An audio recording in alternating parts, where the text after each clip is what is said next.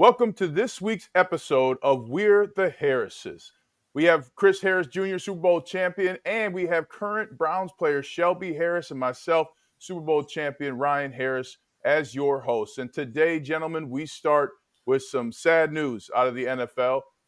Sad news out of the college football landscape, as there were tragic events of a terrorist attack on New Year's Day, actually, in the morning in New Orleans before the Sugar Bowl between Georgia and Notre Dame. I'm here at the Notre Dame team hotel, and both teams were not allowed to leave their hotel for the last 48 hours and will be leaving for the game scheduled to be kicked off at 3 p.m. Central on Thursday. Fellas, when you heard the news, where did your minds go? What did you think?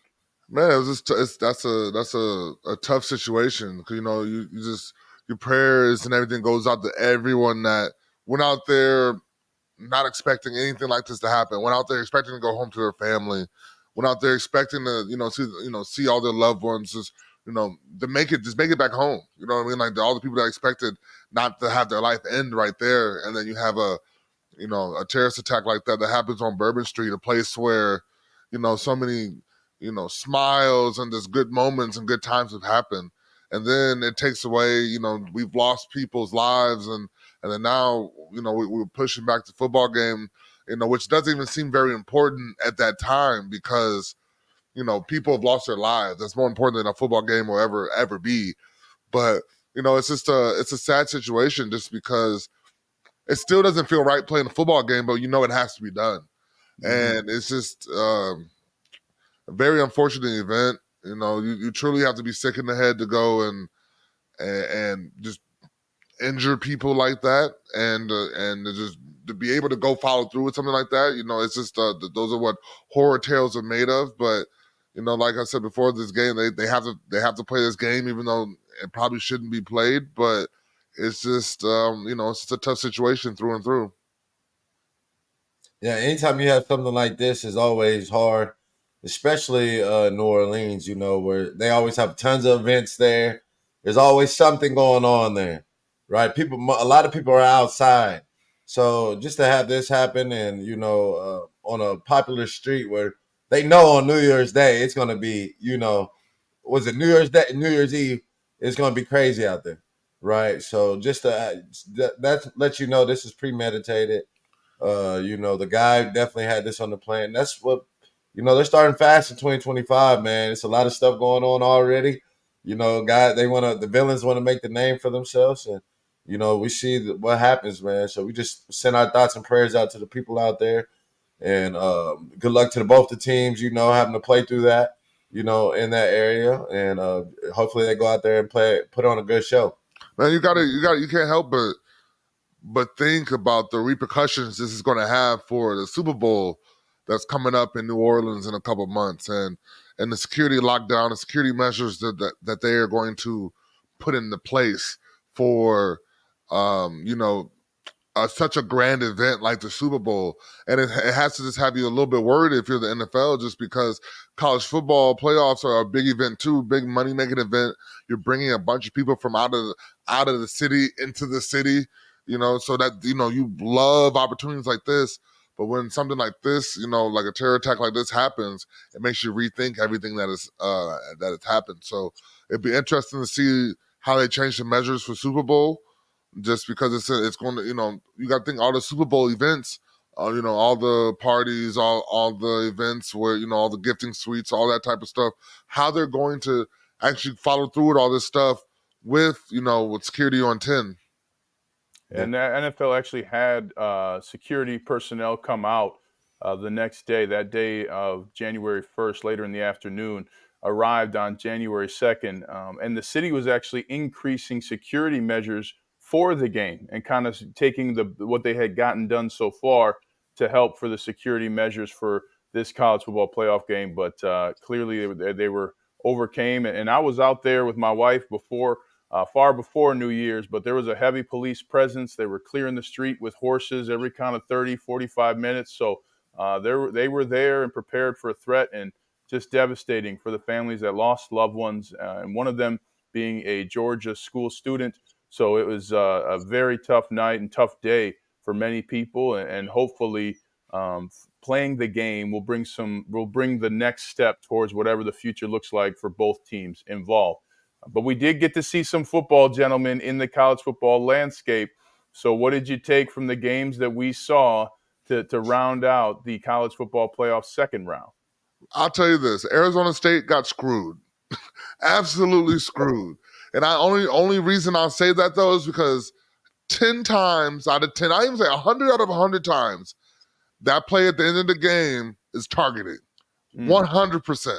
Every week of the college football season, if you lead with your head and you make contact with another player's head, no matter what part of the game it's in, is targeting.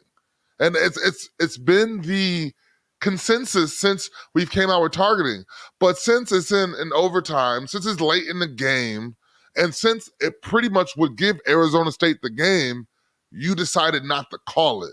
And that brings up a bunch of issues of, then if we're going to pick and choose when we're calling targeting, I'm sure we can go back and on the film for a couple years and pick out a bunch of times where there's been targeting at the end of the game that's taken out a very important player. I just think we can't pick and choose when we want to uphold a targeting call or when we want to say it's not targeting. And I think, at the end of that game, it seemed like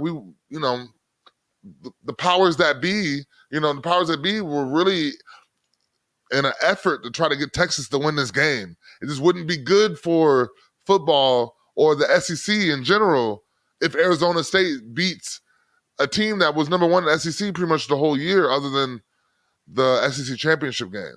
And so all the other games were great. I loved it. This whole new age of college football playoff is great. But just keep it fair. Keep it fair. Cam Scatterboot is that dude. He looked gassed, and he still was giving Texas that work at the end of the game.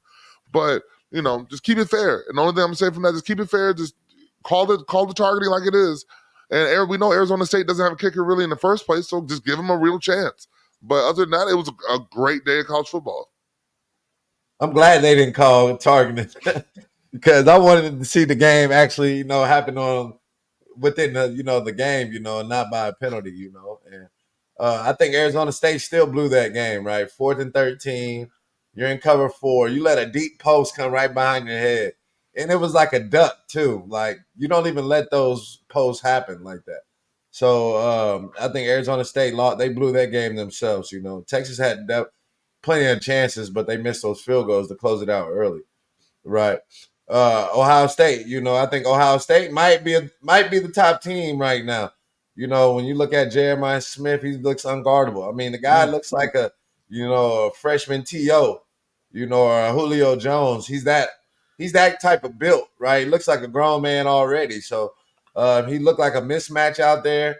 It's going to be hard for any team that has to deal with them. I'm excited to see the Georgia-Notre Dame game. That's going to be a good game right there. 2 physical teams. New quarterback from Georgia.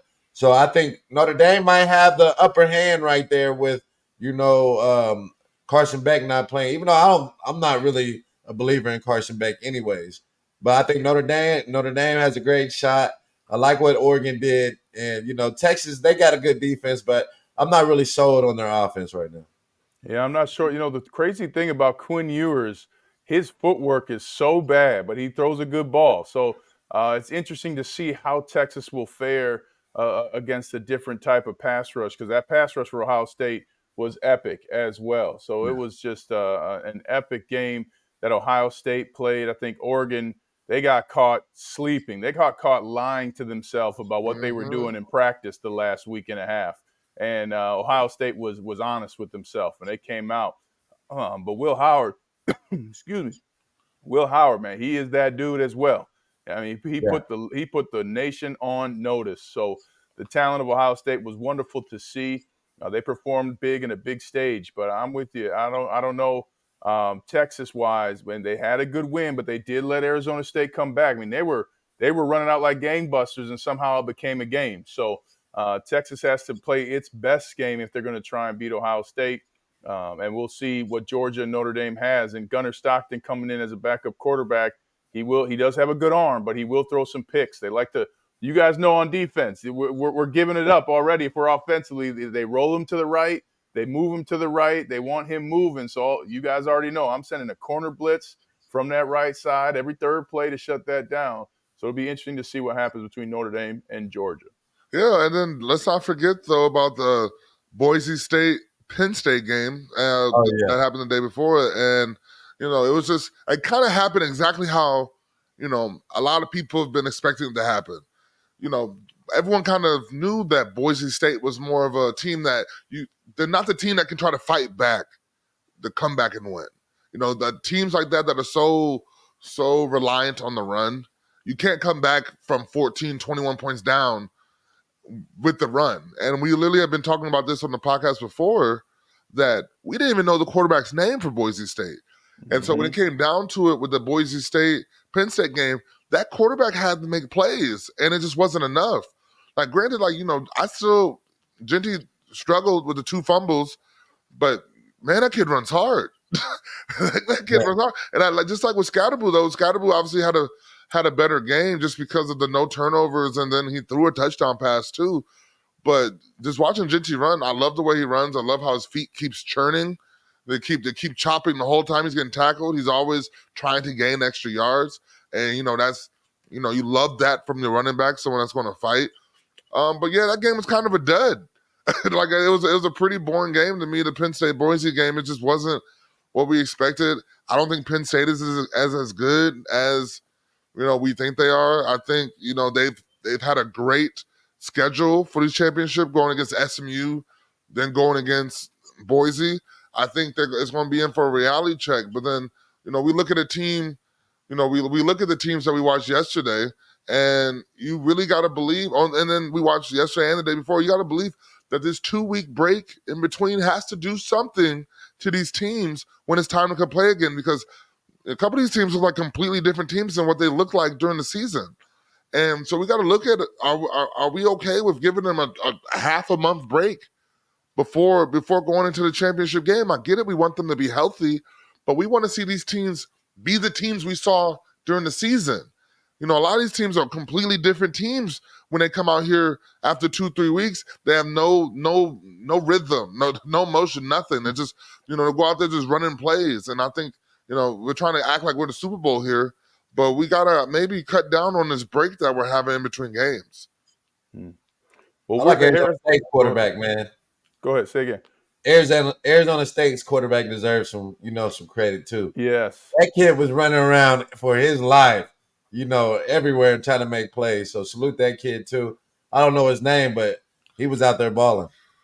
Jake Plummer out there too, getting some TV time. Yeah. I love it for Jake the Snake, the legend, one of the kindest people in sports. Well, We're the Harrises is brought to you by our friends over at Landmark Lincoln. And go check out the new 2024 Lincoln Corsair GT plug-in hybrid.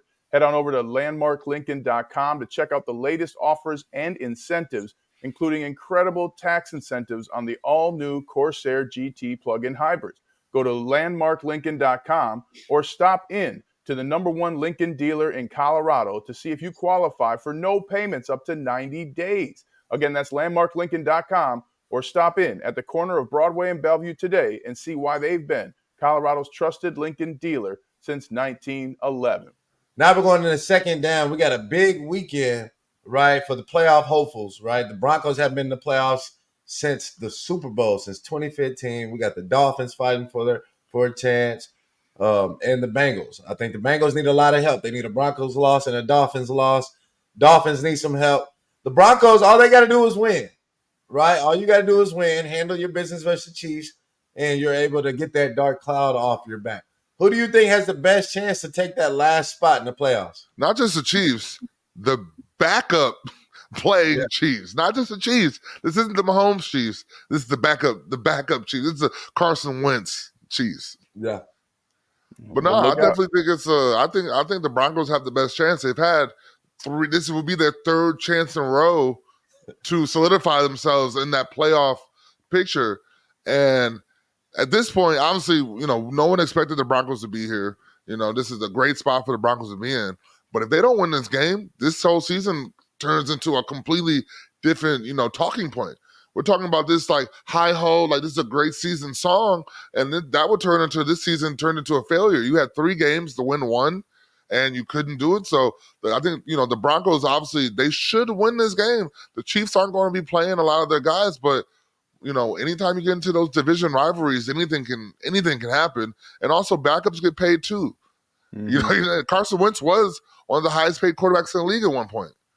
So you just can't give this game to the Broncos right away.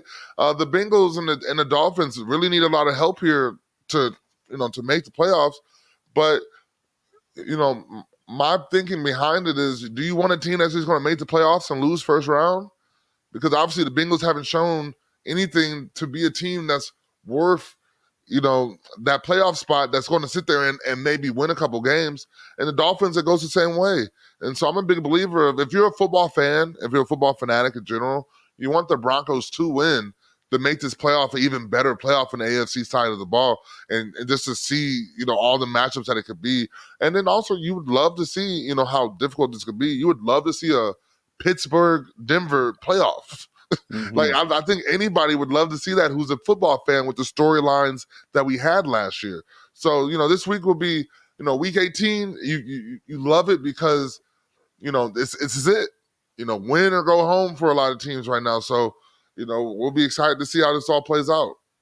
I'm with you. I think the Broncos have the best chance to get into the playoffs. It's crazy that the third time might be the charm for them. I think they should have went for 2 against the Bengals. What an incredible game that they played. I mean, hey, Bo Nix put the league on notice with a 68-yard ball in the air that went for a touchdown. I mean, my goodness, Marvin Mims has arrived, ladies and gentlemen. But it's going to be interesting. You guys mentioned there's backups in for the Chiefs, but I played for Andy Reid. There's no white flag in his tool belt. He doesn't have that. And Carson Wentz is going to be trying to earn himself another 3 years. Even as a backup quarterback, still good money now. So he's going to try and make a point against the Broncos, much the same way that Patrick Mahomes did. Chris, I think you played in that game when he came in when the starters were resting, and they won that game. So it's an incredible thing to think about. If you're the Chiefs, you really control who comes into the playoffs. At the end of the day, if you're the Chiefs, you want to answer the question of, do we want to play Denver or do we want to play one of the hottest offenses in NFL history? And that's going to be the interesting piece to me, how that unfolds over the course of the game between Denver and Kansas City. If I'm on defense, I do not want to play the Bengals. I don't want to play T. Higgins. I don't want to play Jamar Chase and Joe Burrow. Right? I would much rather play Bo Nix in that offense. Right? So just depends on if you play defense. If you play offense, right? You play offense, you sure don't want to go against Denver, but you sure want to go against the Bengals defense. Yeah. Right? So it depends on what position you play. Right? And the Broncos have to win this, right? You have 3 chances to pencil yourself in a spot and finally, get over the hump. And they've been right there, right? Every game's a tight game. And this is a must-have. This is probably one of the biggest games, probably, since the Super Bowl, right? A chance to get locked in and get in there, right? So I know teams don't want to see the Bengals, right? Just because they're hot. They're on a 4-game winning streak, right? So hopefully, Denver can handle business, keep those guys out. I think I seen that they might play the Bills, right? We might have to go and check that again and holler at BK and the guys. But I think the Bills might be one of the first guys that the Broncos have to play first. Well, I guess the one thing I have to say about it is that, if the Broncos fail to win this game, this will end up being, a loss that will affect them for a couple years.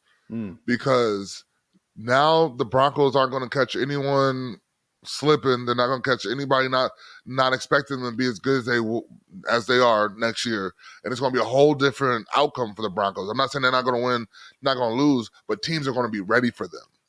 You know what I mean? And like, teams aren't going to be, oh, what are we getting with Bo Nix? What are we getting with this young team? Like, they have an identity now. Like, obviously they're still working on further executing their identity, being either a run team or a play action, all that stuff. But I think if the Broncos were to lose, this would set them back for a year or two.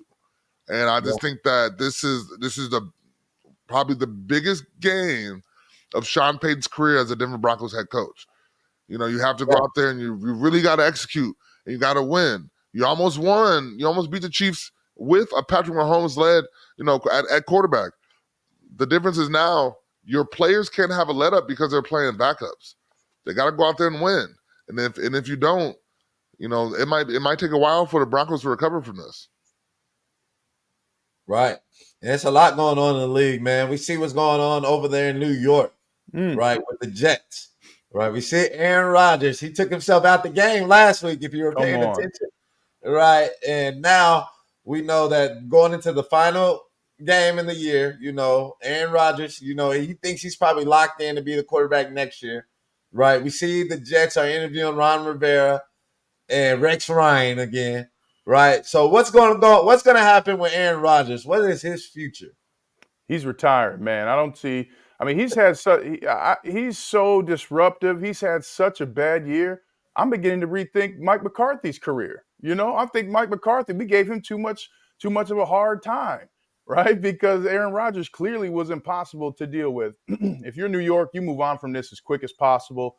You cannot, in good conscience, bring him back and expect any kind of different result. And really, for me, it's sad to see how Aaron Rodgers' career is ending. I mean, you think about even Tom Brady going to the playoffs, Peyton Manning winning the Super Bowl. When you look back, yeah, there's going to be some MVP seasons. Yes, there's going to be multiple NFC Championship game appearances. But, man, he won one Super Bowl and really did not do much else after that in terms of winning championships in his career. But at the end of the day, he's an older quarterback. He came back from that Achilles. He put some film on tape, so I'm happy for him as a former player. But I don't think any organization touches Aaron Rodgers for under $15 million a year. Man, I think it's tough because who else do you get? I guess if you're the Jets, you can go after Sam Darnold, but you already had him. You think he wants to come back to the same organization that tried to ruin him before? Like, money talks, obviously, but still, like, you got an organization. The people that are in play that make the decisions are still making the decisions for the Jets. You know what I mean? Yeah, you can fight a GM, but like we all know how that works. They're not really the ones that are, pulling punches here. It's the owners, the people who are really like, writing the checks are the ones that are making decisions in New York. And so, who are you going to? Are you going to go for Kirk Cousins, or you know what I mean? So that's I feel like a lot of teams right now, they're all like, oh well, we don't like our quarterback. But then so then what's the answer? Mm-hmm. It's easy to say I don't like the quarterback, but then if there's not an immediate answer in the next draft or free agency, well then I think it's time to figure out how you're going to make it work in other ways. But then another way you can look at it is it's another Green Bay Packer quarterback that has fallen off his rocker. Brett Favre, doing everything that happened with Brett Favre, and then now it's Aaron Rodgers. And it's, Green Bay making everyone feel so, the top of the world, like you're the top guy in the NFL, top guy in the world. And then you go in the league, you try to pull the shit you were doing in Green Bay, but it's not Green Bay anymore. You know what I mean? So it's not Green Bay anymore and it doesn't work. You try to do everything you can to bring all your Green Bay people with you. You bring a Randall Cobb, you bring a Devontae Adams, you're bringing all these guys that, you feel like can help replicate your success in Green Bay. And then you realize Green Bay just might be a place where, all that shit works. And then you go to New York and it falls apart. And so I don't see anybody taking Aaron Rodgers after what he did this year. And, it's tough because I grew up as Aaron Rodgers being my favorite quarterback. I'm from Milwaukee. Like I grew up a Packer fan. I grew up watching the old Brett Favre and young Aaron Rodgers. This is not how you expected anyone's career to end. But I just don't see anybody taking a chance on Aaron Rodgers because he's not okay being a backup. So that means, and he's not okay if you bring him in and then, and then draft a quarterback. And then there's always going to be the argument of, oh, well, should you sit Aaron? Like if he was having the year he had this year and they had a rookie quarterback on the roster, they would have been asking to play the rookie. Mm-hmm. We've been hearing the talks of play the rookie. So I just, it's sad because he's had, I honestly think he's the best quarterback of all time with what he can do with his arm talent. But the best quarterback of all time is going to be out of the league next year. And it's a sad thing. I think the league needs to realize as we go through this time of shitty quarterbacks that one of the last great quarterbacks is going to be out the league. And so, we can mourn it for a little bit. Yeah, well, I think one team, too, that makes the only team here, and check me if I'm wrong, boys, but the only team here that's interesting to me is if the 49ers went after Aaron Rodgers. First of all, you're not going to be playing a lot of games if Trent Williams is still there, right? He runs that offense, that locker room. Leadership's not an issue. He I think retired. Kyle Shanahan's got no problem going after Aaron Rodgers either. So that's the only team where I'm like, clearly Brock Purdy's not a $50 million a year guy. Do you bring in Aaron Rodgers for a year and try and create some success with that Shanahan offense? The issue with that offense, though, is that Shanahan doesn't want you to check it. If I call the play, you run the play. That's not an Aaron Rodgers thing. He's going to see it and be like, I don't like this. That's Let's not an change elite it. quarterback thing. Yeah, elite quarterbacks need choices. Where would you go? What do you see the future as, Chris? I like that 49ers one, but I think the 49ers are done. I think that, that dynasty is done. C-Mac having the Achilles tendon issues, and then I think he hurt his knee this year also, right? Those injuries don't go away, right? He's going to have to retire for those things, nagging injuries to go away. And I think Trent is done. I think Trent is probably getting ready to retire, and I don't think he's going to be so excited to block for Aaron Rodgers, right, to come back. So I don't know, man. I might be leaning with Shelby that we might have seen the end of Aaron Rodgers, which, is sad because there's still, we still got a lot of quarterbacks that are worse than him still out there, getting shot. Chris, I want you to tell you the year we won the Super Bowl, the Packers came to Denver and y'all held him to 69 yards passing. How'd you do it? Yeah. Well, we knew that if you take away Aaron Rodgers' first throw, he would start scrambling. So that's what we always tried to do. We tried to make it tight, take away his first throw. And he was very mobile. That's what people forget, that he was a one-look guy, and he was mobile, and he would make plays with his legs. Or we knew that we would have to be very disciplined because he would try to get big plays off of getting us off sides. Right. So we had the D-line, earmuffs all week. We was like, we don't even care if you start, we had the D-line put their hand down a little bit farther back, right? Because we kind of knew that Aaron Rodgers was going to try to get us off sides. Why? Because we had a D-line that was coming, So we had a good plan, man, and just had that guy running for his life, take away his first throw. Devontae, they had Cobb, James Jones. I forgot the other receivers they had. Jordy Nelson. They had some good receivers, man. Eddie Lacy back there. He was a big boy. So that was always our game plan with Aaron Rodgers. Take away that first throw. Don't let him kill you with the offside penalties because all his big throws really come when he has free plays, right? And then also, have the D-line prepared to how to rush this guy. So it was a total team effort. And when you play against this guy, Aaron Rodgers, you can see now he's not mobile, right? Half those plays are cut in half now because teams know you're not going to be scrambling anymore. You're not throwing on the run. And then now guys are playing more disciplined. You can't kill us on the line with your pre-snap, game plan, what he killed everybody for 10 years with, right? So those things have caught up to Aaron Rodgers, and now he has to be a true pocket passer, right, with that mobility going out. Well, what do you think? What do you believe is going to happen to Devontae Adams now? Because the reports are that both of them will be gone. So, what is the future of Devontae Adams? Oh, he'll have a great future. He'll be picked up. You look at the Chiefs. Like I think about the Chiefs going to get him. You could go back to the LA Raiders, the Rams, the Seahawks. I mean, he'll have plenty of offers. I mean, it'll be interesting to see too after the draft if he signs before or after the draft because he might want to see at the end of the day who he's playing with, and I wouldn't be surprised if that's like a week before the season starts signing. Hey, but don't be surprised if you see, and I know this is going to be a shocker, but Aaron Rodgers with the Colts. They obviously already aren't sold on Anthony Richardson. Man. I don't want to see They're that. not sold on Anthony Richardson right now, so they already have a run game set up. They got Pittman over there, big time receiver. They got an O-line. It seems like a perfect situation for Aaron Rodgers to slide in and, help out, but then also teach the young gunslinger how to contain his arm. I'm just saying. Hey, you never know. Yeah, because Jordan Love says he loved him. Jordan Love says he loved him. Anthony Richardson needs like a Russell Wilson. He needs a Russell. Yeah, I mean, you don't want him taking your young quarterback for ayahuasca trips and dark retreats and things like that. You don't need that. If you're a GM, you don't want. That's not the way you want your young quarterback to learn. Well, that's this week's episode of We're the Harrises. Thanks again for tuning in. And remember, we're presented to you by our friends over at Landmark Lincoln in the all-new 2024 Lincoln Corsair GT plug-in hybrid. Go to landmarklincoln.com to see the latest offers and incentives and see if you qualify for no payments for up to 90 days. Again, that's landmarklincoln.com, the #1 Lincoln dealer in Colorado.